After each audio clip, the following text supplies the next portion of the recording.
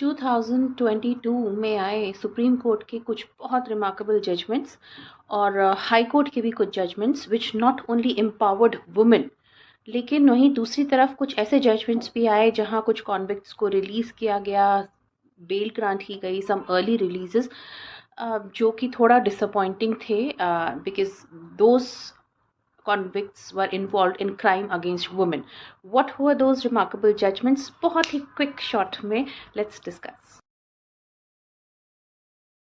जी, पहला matter is a right to abortion. Under Article 21 of the Constitution, the apex court in X, यहाँ पे identity नहीं reveal की जा रही है, in X versus government of NCT Delhi, the court recognized a women's right to reproductive autonomy, and they allowed a safe and legal abortion up to 24 weeks of pregnancy, irrespective of women's marital status. Whether a woman is married or not, she has a right to abortion if she wishes to, due to under any circumstances, for up to 24 weeks, which is considered as a safe period for abortion, and she can go for it. यहाँ पे if a woman is unmarried, she has a right for abortion, and if a woman is married and let's say her case falls under a marital rape and she does not want to keep a baby, then also she has a legal right to move to go ahead for abortion up to 24 weeks of pregnancy. In this case, the MTP Act Section 3 was expanded by the court to cover marital rape, and जिसका detailed description है, and maybe in future we will come up with such terms and discuss them in detail for crime against women. So this is one of the remarkable judgments जो हमारे सामने आया है. यहाँ पे बहुत सारी ऐसी इंस्टीट्यूशंस हैं जो इसको अपोज करती आ रही हैं. ह्यूमन राइट्स वाले अलग खड़े हैं कि it is not humane to kill a baby, but it is completely at women's discretion. It is her right to go for an abortion if she does not want to keep a baby, whether she is married or she is unmarried. 24 weeks is a safe period to go for this termination of pregnancy. A remarkable judgment in state of Jharkhand versus Shailendra Kumar Roy. Here, the two-finger test on rape victims was completely banned by the court, and performing such test on a rape victim or a victim of any sort of sexual assault, it is considered as misconduct, and a person performing any such two-finger test will be punished thereof.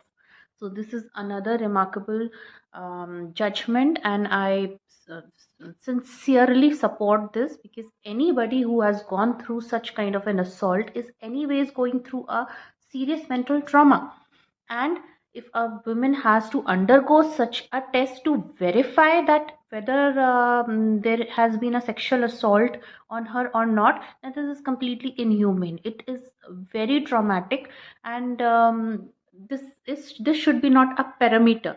Anybody who is anyway sexually active, and if you're performing such test, it is not a parameter to define or identify a rape victim.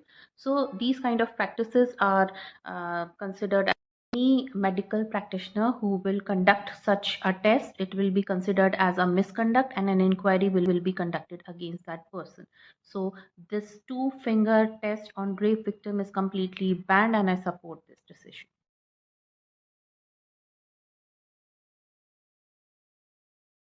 Akila Lalitha versus Konda Hanumantha. इस case में एक बहुत अच्छा judgement आया है that a women has a right to choose the surname of her baby. जहाँ पर females के पास, not just in foreign countries, now in India as well, when you go to a hospital for a delivery, they always come and ask when a child is born, and their name is to be registered on the birth certificate that a hospital provides. They always ask mother what should be the name put, what should be the surname, whether or not she wants to put a surname with the child. Later on, because Indian society is such, but later on when you go for a registration and proper birth certificate, when you go, then it is obvious that the surname of a father is continued. But now it is a decision of a court, and it's been legalized that it's a mother's choice whether or not she wants to choose the surname of her father. She has a right to choose the surname for her child even after the death of a spouse. In this case, the matter was this: even after the death of the spouse, a mother has a right to choose the surname for their child. Wonderful.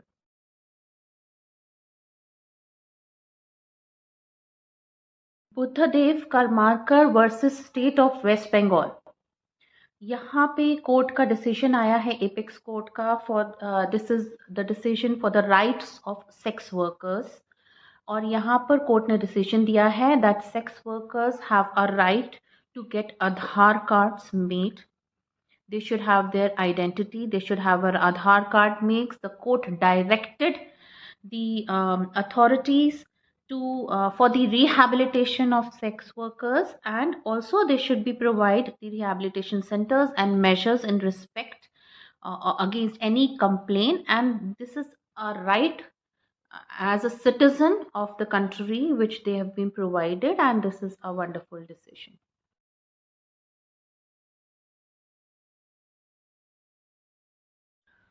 Supreme court का बहुत बढ़िया decision in the state of MP versus Jogendra and another. यहाँ पे supreme court का decision आया है एक, जहाँ डाउरी के अगेंस्ट केस फाइल किया गया था, and here in this decision the definition of dowry is expanded.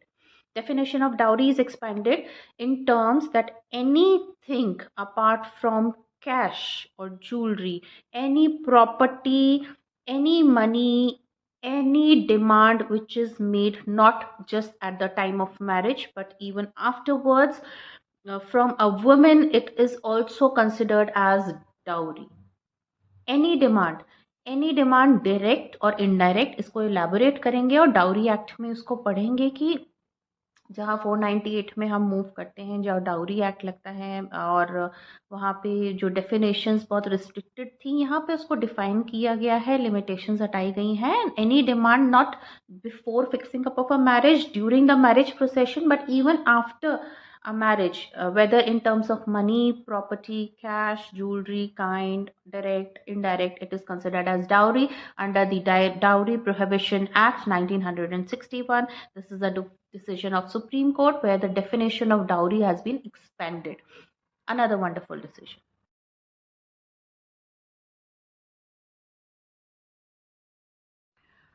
Where we all know that media evidence is not permissible in court. But now there is because there's a digitalization, सब कुछ इतना media का interference है हमारी life में।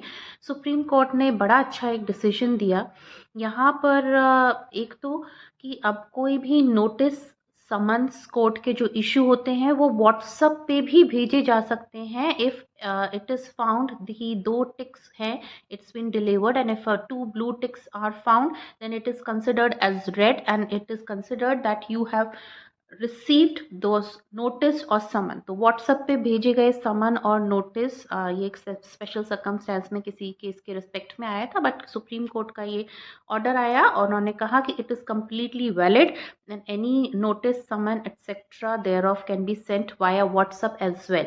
वहीं दूसरी तरफ जब हम कहते हैं कि media evidence is not admissible in court, यहाँ पर अभी कुछ केसेस हैं जहाँ पर due to lack of evidence, अगर कोई व्हाट्सएप के चैट्स या कोई प्रूफ जो व्हाट्सएप की कम्युनिकेशन है वहाँ पर इन्वेस्टिगेटिंग अथॉरिटीज़ को मिलती हैं, तो they can submit it as an evidence in lack of any other evidence present in court, and they can submit that evidence in court. And because we know that some investigating agencies, और अभी कुछ यहाँ पे drugs वगैरह का case था जहाँ कुछ सेलिब्रिटीज़ भी इन्वॉल्व थे और उनके डिलीटेड व्हाट्सएप कॉन्वर्सेशन को रिट्रीव किया और वहाँ से ये सारा रैकेट बर्स्ट किया गया, बहुत लोग पकड़ में भी आए हैं, कई लोगों पे अभी इन्वेस्टिगेशन चल रही है, पूछताछ चल रही है। तो this kind of an evidence, any kind of chat which is retrieved from WhatsApp also can now be it's now admissible in court in lack of any other evidence in the case. वहीं दूसरी तरफ Jessica Lal murder case 1999, we all are aware of that, where Manu Sharma, who killed or shot Jessica Lal just because she was not serving him liquor in the party. और एक छोटी सी बात के लिए उसने उसको शूट किया। Jessica लाल की सिस्टर ने काफ़ी साल तक केस लड़ा था मनु शर्मा के अगेंस्ट। फाइनली उसको लाइफ टाइम इम्प्रिजनमेंट सुनाई कोर्ट ने, लेकिन उसको प्री मैच्योरली रिलीज कर दिया गया 2 जून को। ये कोरोना टाइम की बात है जहां उसको बेल ग्रांट हो गई थी एंड प्री मैच्योर रिलीज किया गया है। तो ये एक केस है जहाँ सोचने पे मजबूर करता है कि why such convicts are prematurely being release, चाहे वो जेसिका लाल मर्डर केस में हो या राजीव गांधी असैसिनेशन केस में, जिस पर मैंने एक पूरा पोस्ट भी डाला है, you can check my Instagram handle. और राजीव गांधी असैसिनेशन केस में जहाँ there were 7 people who were sentenced to life time imprisonment, उन लोगों को प्री मैच्योरली रिलीज किया गया है, जिनमें डेथ सेंटेंस भी ग्रांट किया, जो डेथ सेंटेंस भी उनको कोर्ट ने सुनाया था, but they had already completed almost 3 decades in jail. उस टर्म्स पर उनको and for their good conduct they have been prematurely released on 11th November 2022। तो यहाँ पे सोचने पे हम मजबूर हो जाते हैं कि दो कोर्ट के पास, गवर्नर के पास, प्रेसिडेंट्स के पास ये पावर है टू ग्रांट पार्डन, और अगर कोई इस तरह की मर्सी प्ली डालता है और उनको किस सर्कमस्टेंसेस में प्री मैच्योरली रिलीज किया जा सकता है, even to to the convicts who are in jail, और जिनको डेथ सेंटेंस सुनाया गया है उनको भी पार्डन किया जा सकता है। इस पर आगे नेक्स्ट वीडियो एक बनाएंगे and we will discuss it in detail, what are the provisions and क्या पावर्स हैं, किस किस के पास हैं। वहीं पे गोधरा केस में जो कुछ कॉन्विक्ट्स थे उन लोगों को भी कोर्ट ने प्री मैच्योरली रिलीज किया है रिसेंटली, बेल भी मिल गई है काफ़ी लोगों को। और दूसरी तरफ हमने छावला मर्डर केस, दिल्ली का ये केस है जिसे एक सेकंड निर्भया केस के तौर पर भी देखा जाता है। It was as heinous as was Nirbhaya case, और वहाँ पर भी due to lack of evidence जहाँ डेथ सेंटेंस दिया है अक्यूज्ड को हाई कोर्ट ने, वहीं सुप्रीम कोर्ट में जाके उन लोगों को छोड़ दिया गया है due to lack of evidence. This is very unfortunate. और अब जो पेरेंट्स हैं विक्टिम के, the girl died, she was brutally raped, she died, और जितने लोगों को अरेस्ट किया गया था इस केस में, जहाँ पे हाई कोर्ट से उन लोगों को डेथ सेंटेंस सज़ा सुनाई गई थी, वो सुप्रीम कोर्ट में अपील में जाते हैं और सुप्रीम कोर्ट से वो छूट जाते हैं all together due to lack of evidence, which is very unfortunate. एक और केस है जहाँ पर अभी दोबारा आते हैं विमेन एम्पावरमेंट की तरफ। ये है हमारा Javed versus state of Haryana, जिसमें Punjab and Haryana high court ने ये डिसीजन दिया है कि any Muslim girl who has attend the age of 15 years she can marry a man of her choice. वो अपनी मर्जी से शादी कर सकती है अपनी पसंद के लड़के से। Muslim women, please mark that, and it will not violate the provisions of child Prohibition of Child Marriage Act. कि किसी भी उसको वॉयलेट नहीं करता है। यहाँ पे मुस्लिम लड़की 15 साल की अगर होती है अपनी मर्ज़ी से शादी कर सकती है। समझ नहीं आ रहा है यहाँ पे कॉन्ट्राडिक्टरी क्योंकि डिसीजंस भी आए हैं। So we will discuss it.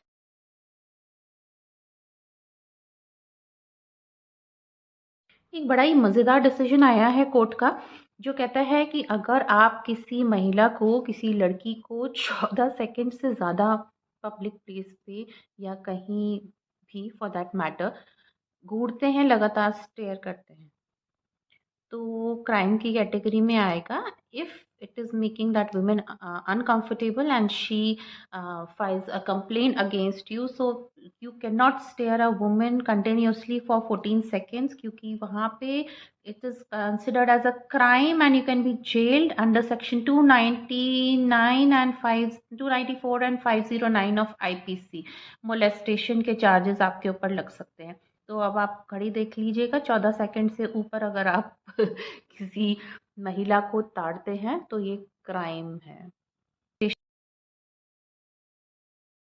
जिस तरह Chawla rape and murder case में due to lack of evidence सारे कॉन्विक्ट्स अक्यूज्ड छूट जाते हैं, वहीं पे एक और बिल्किस बानो का केस था, जहां ड्यूरिंग दोज गुजरात रॉयट्स, और ये समझ नहीं आ रहा है कि गुजरात रॉयट्स को अब इतना सही कर कर पेश कर दिया जा रहा है कि ना तो गोधरा कांड के अक्यूज्ड हैं, बेल मिल जाती है, प्री मैच्योर रिलीज मिल जाता है, लैक ऑफ एविडेंस में लोग छूट रहे हैं।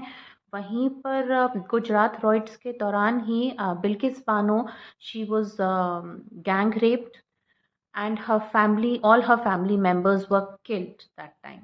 All the 11 accused in this matter were prematurely released by the court on 15th of August last year. 15 अगस्त पर इस तरह के कॉन्विक्ट्स को रिलीज करना, पता नहीं कहाँ का ये एप्रिसिएशन है, कहाँ का इंसाफ है। It is completely unjustified and we need to question. अच्छा, बॉडी शेमिंग का एक वीडियो मैंने डाला था, उसमें एक मैटर था, वो भी बहुत इंटरेस्टिंग मैटर है। अगर आप किसी को अननेसेसरीली डाइट कराते हो, उसका ब्लड टेस्ट करवाते हो, उसको वेट रिड्यूस करने के लिए फोर्स करते हो, बॉडी शेमिंग करते हो, it amounts to mental cruelty, और वहाँ पर आप डिवोर्स के लिए भी फाइल कर सकते हो अंडर ऑल दीज सर्कमस्टांसेस। ये जो सारा डिसीजन दिल्ली का मैटर था जिसमें डिसीजन आया, ये again it is empowering women, and अब उनके पास it's a wider term now, mental cruelty harassment has a wider term now. अच्छा, बहुत सारे लोगों की ये कंप्लेन आ रही है कि आप हमेशा बोलते हो फॉर विमेन्स राइट, सारे कानूनों के बारे में डिस्कस कर रहे हो विच इज़ एम्पावरिंग वुमेन या which is for safeguarding or protecting women, and you never speak for और in favour of man, because we know कि कोई भी अगर लॉ बनाया जाता है फॉर प्रोटेक्टिंग ऑफ विमेन, उनका जितना प्रोटेक्शन के लिए इस्तेमाल होता है, वहीं वो बहुत ज़्यादा कानून मिसयूज़ भी किए जाते हैं, and they are wrongly used against men also, जहाँ फॉल्स एलिगेशंस लगाए गए हैं। डाउरी एक्ट में बहुत फॉल्स एलिगेशंस लगाए जाते हैं through anti-harassment, and the complete onus lies on the other party, on men. How will you prove कि मैंने नहीं हरास किया, या मैंने अनलेस कुछ बहुत सीरियस निकल कर आ रहा है, एक्ट या एविडेंस है नहीं है। तो उस केस में my next video will be for it will be regarding the misuse of laws which are specially made for the protection or for safeguarding the interest of women. वहाँ पर कुछ केसेस डिस्कस करेंगे where honourable supreme court is now very strict, even high courts are very strict regarding these cases. और आप इस तरह का कोई भी फॉल्स एलिगेशन या केस डाउरी एक्ट में डालते हैं, आप हरासमेंट डाल रहे हो फॉर 98A क्रूअल्टी का मुकदमा डाल रहे हो किसी आदमी के ऊपर, if it is found to be untrue, then again the court will impose costs on you, आपके ऊपर उल्टा पेनल्टी लगती है एंड यू आर लाइबल। तो अब कोई भी झूठे मुकदमे इस तरह दायर करते हैं तो आप इक्वली लाइबल हैं, आपको कॉस्ट पेनल्टी देनी पड़ सकती है। मेंटेनेंस जहाँ पर ड्यूरिंग द डिवोर्स प्रोसेस और विदाउट डिवोर्स जहाँ मेंटेनेंस के मुकदमे भी डाले गए हैं, वहाँ कुछ बहुत इंटरेस्टिंग डिसीजन आए हैं in favour of men, where men is not earning और a women is earning more than men, और जहाँ उल्टा आदमियों ने मेंटेनेंस मांगा है अपनी बीवियों से। तो in our next video definitely I'll compile some data and we will talk about this. So I hope ये कुछ इंटरेस्टिंग से जजमेंट्स थे which you like. Please support, share my videos and help me get some more subscribers. Like करें और comment ज़रूर कीजिए। जो मेरे पास through messages on WhatsApp and all आता है feedback, it is very important and useful. I know मैं थोड़ा सा धीरे बोलती हूँ और मेरे वीडियोज़ में आवाज़ कम होता है, पर मैं आज कोशिश करी हूँ चिल्लाने की और मेरा थोड़ा सा गला भी बैठ गया है। पर I will definitely try to improve these things and it is good that you provide your feedback and leave your comments in comments box. Thank you so much. और शेयर करने में तो सिर्फ एक क्लिक करना पड़ता है, तो please share my video. Thank you. 2022 में आए सुप्रीम कोर्ट के कुछ बहुत रिमार्केबल जजमेंट्स और हाई कोर्ट के भी कुछ judgements which not only empowered women, लेकिन वहीं दूसरी तरफ कुछ ऐसे जजमेंट्स भी आए जहां कुछ कॉन्विक्ट्स को रिलीज़ किया गया, बेल ग्रांट की गई, सम अर्ली रिलीजेस, जो कि थोड़ा डिसअपॉइंटिंग थे because those convicts were involve in crime against women.